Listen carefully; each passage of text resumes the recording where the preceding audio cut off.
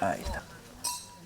A conselleira do Medio Rural, María José Gómez, presentaba hoxe en Muíños o proxecto piloto da Xunta de balado virtual do gando vacún para a prevención de incendios forestais. A iniciativa enmárcase no convenio de colaboración subscrito entre o Goberno galego e a empresa pública SEAGA para a xestión da biomasa nas franxas secundarias. O seu principal obxectivo é fomentar a roza natural que realiza o gando vacún en extensivo cun dispositivo para monitorización e posición GPS dos animais, limitando a súa zona de pasto e así poder manter limpas de matogueira as franxas próximas ás vivendas.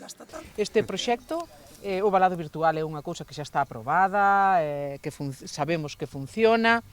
pero queremos dar un paso máis neses desbroces das faixas secundarias que, insisto, son na inmensa maioría propiedades particulares, que é moi difícil ás veces de limpar por a orografía do terreno, porque son fincas pequenas, porque hai arbolado e ten que ser un desbroce manual. E deste xeito, coa ganadería en extensivo e cos gandeiros,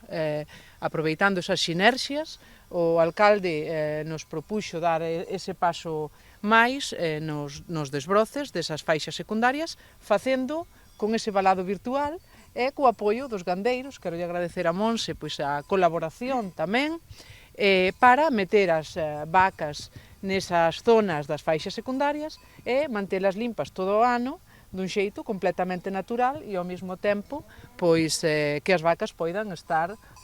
arredor dos núcleos rurais facendo ese traballo, non? Os colares virtuais que leva o gando están fabricados en Galicia. Este proxecto piloto que nace en Muíños está previsto que se estenda a outros lugares da comunidade.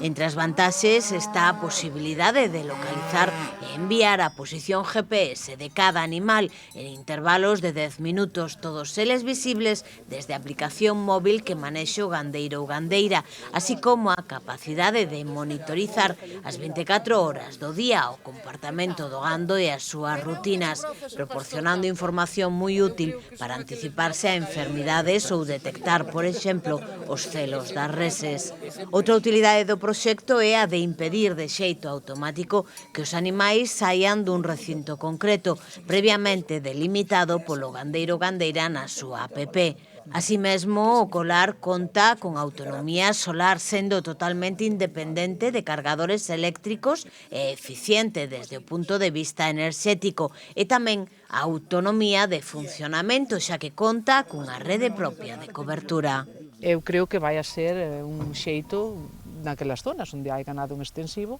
unha maneira moi boa, pioneira, de manter protegidas as aldeas, que é como se mantiveron, en definitiva, sempre protegidas, de xeito natural. E queremos, impulsar desde a Consellería,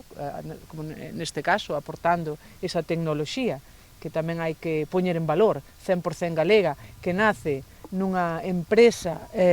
innovadora, que ten o seu orixe tamén na ganadería, é unha familia que foi de orixe gandeiro, ubicada nunha zona rural da provincia de Lugo, e creo que todo suma, non? E creo que, como digo, que este proxecto que o vamos a seguir estendendo por o resto de Galicia